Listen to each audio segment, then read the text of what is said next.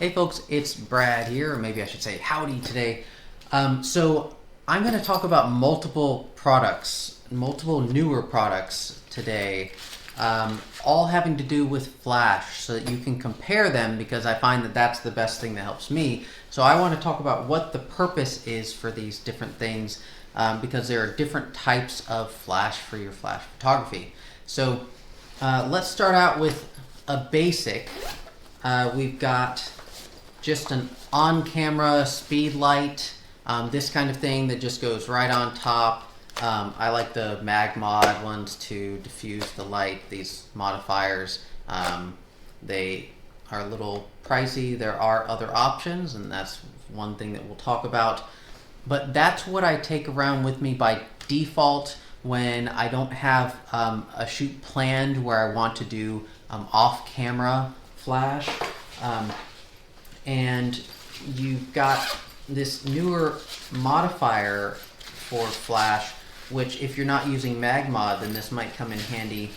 Also, there are some things that MagMod aren't designed to work with. So this is good for creating a larger surface area to diffuse the light, and that's going to make a big difference. Some people, they like to be true to the perceived light source and use a roundish one if they're outside, because that creates a catch light in the eye like it's the sun.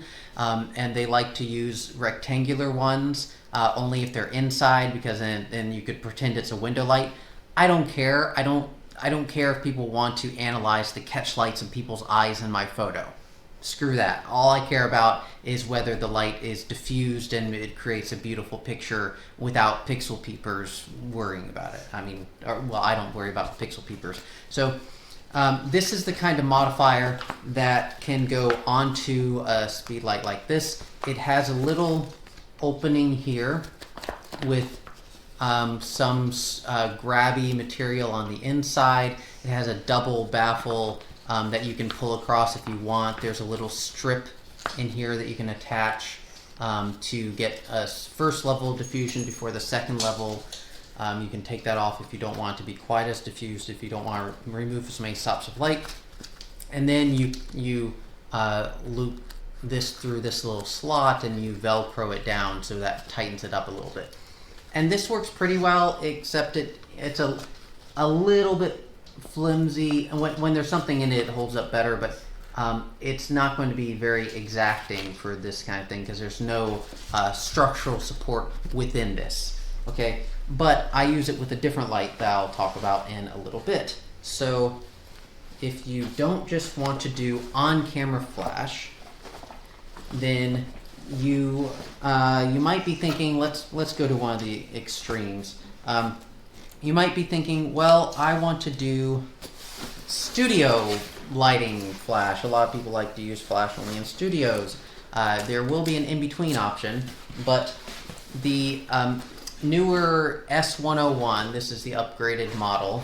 This one is good for studio use, but I should note that all of these newer models, they're not really high professional grade, so you have some deficits, but they're pretty good for starting out, and I've been happy with them. So this one requires you to plug into a wall, the S101, and it's pretty big. This guy, it has a protector for the light on there, not that foam thing, but the black thing on the end that covers the light. It has a modeling light, which is extremely useful, especially if, like me, you're using an optical snoot with a gobo on it. It comes with a reflector, just the basic Bowens mount reflector. And that's the really good thing about this, is it has Bowens mount, so you can put different diffusers on it, which I've done like an optical snoot. And that is pretty good, except that it's not great for people who, like me, when they're in the studio, want to fire off shots quickly. Like, I deal with dogs a lot, dogs and people portraits. Let's just set that down so I stop squeaking. And this one, it gets very hot, and so you need to rest with the S101 in between shots. You need to take it pretty slowly, or it just won't work for a while until it cools down more. And they say this in the information for it. So that works pretty well because it provides 300 watts of light, and it has the Bowens mount, and it's a good starter one. Yeah, I'm happy with that. So we've got the Q3 is the other one. Now I will mention for the Q3, which is a smaller, more portable flash, and the S101, I elected to buy this extra trigger that's designed to go with them. This is a big point that you need to know. You can't just buy any trigger to use with any flash. You buy into an ecosystem, and that's one reason why I've gotten this studio light, the S101, and then the Q3 to be more portable, because they go together with the same trigger, and these make it very convenient to turn things off, to adjust them, and not have to go play with each little light. So this one, so that's with that and the extra battery I bought for the Q3. That's been about $100 more, and with the battery, about $100 more than just the device itself. But I've been pretty happy with this. The purpose of this one for me, like I said, it's more portable. I can take this out in the field, and I put a quick release plate on here, and I've got my monopod that I use with the camera and a remote trigger sometimes. I'll put it on a monopod, and then what I can do is by myself, or if I had an assistant, I can hold this out in front of a subject with my flash on it, and I can get off-camera flash held out near them, get that angled light to get some depth, and I don't have to worry about it being on my camera like the on-camera speed light. So this is much better for when you want to go out in the field, you don't want to set up a light stand, but you can use a monopod maybe, and you want to get a little more artistic, get some better shots that have some directional light. So it's been fantastic for that. Now I got an extra battery because I really worry about batteries running out and not being able to use it, because it's one of these specialty batteries and you have a specialty charger for it. But I will say that in like a 3-hour photo shoot, when I was using this as my rim light, it worked just fine, and it stayed at least above half of the battery level. So I'm not so worried about it in practice. If I'm doing more all-day thing, then I might be worried about it. But I'm covered because I got the extra battery. What I'm saying is, for you might want to try it out and see whether you need that extra battery before paying the $35 or $45 or however many dollars it is at the moment. So overall, this guy, I could fit the there it is on my lap. I could just barely fit this diffuser on here. In fact, I heard the seam rip just a tiny bit when I put it on, but now it's gone on just fine, so whatever, it works. So if you want to look for NEEWER's, was it like 8.5 by 11 maybe, like a sheet diffuser, rectangular diffuser with this back, then that's probably going to be a good bet for this thing, because that keeps it really portable. It comes with this little case if you just want to protect it from getting dirty, but it's not rigid. Then that works pretty well. So I'm happy with all these things. Can't really critique them too much, except to say that it does seem like they're maybe not top of the line, but they are really good for starting out if you're doing this more fancy photography and enjoy this sort of thing. This Q3 I will mention before I forget. I put it on the monopod, but when I set it up in the studio, I took off the quick release. It wasn't too hard, and there's this little handle that comes in there with an umbrella holder hole. And this screw that goes on to put on the light stand, that doesn't fit in the case slot. They haven't engineered it so you can fit both this knob and this knob sticking up at the same time. So those just stay separate in there. But overall, it's good stuff. and I hope you know what you need to know now about them and enjoy your flash photography. Take care. Ed eccoci qui per l'unboxing di questo diffusore per flash traslucido della NEEWER. Diffusore che ci viene dato per diversi modelli NEEWER di flash. Adesso andiamo subito con l'unboxing e vediamo come è fatto. Packaging che è minimale e dire poco, è solamente questo. Procediamo col taglio, che è la soluzione migliore. Occhio sempre a non tagliare il prodotto.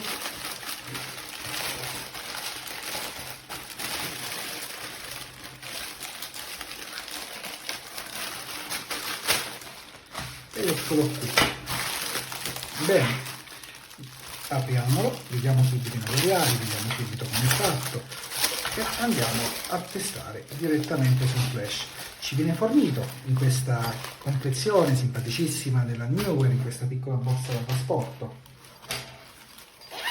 Apriamo, a sua volta è ancora confezionato in altre 90 busta plastica.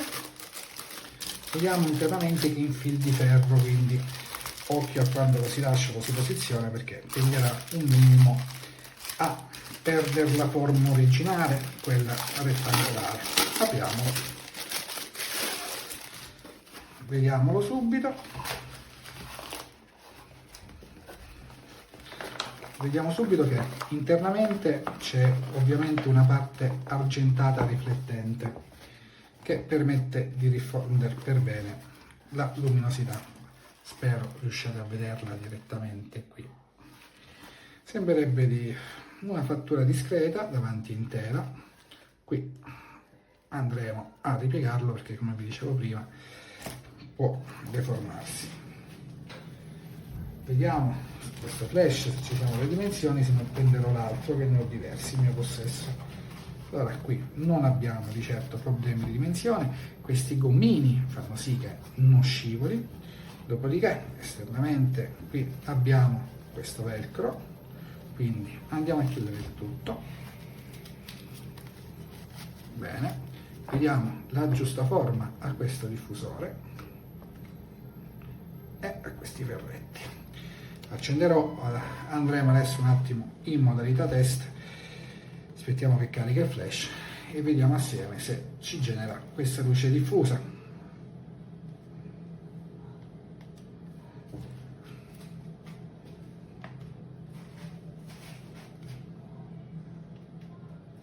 Direi di sì, c'è una diffusione della luce, c'è davvero una diffusione della luce.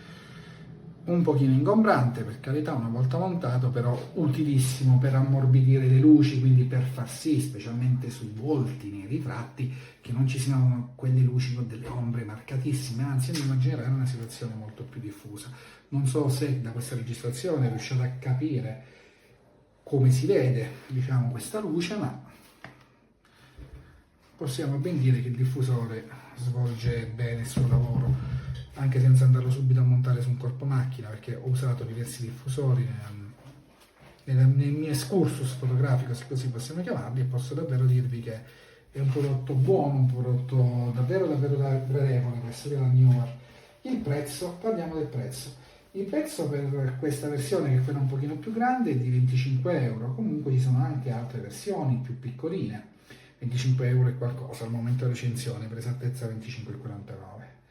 Allora io spero di esservi stato utile e adesso procederò con la recensione scritta.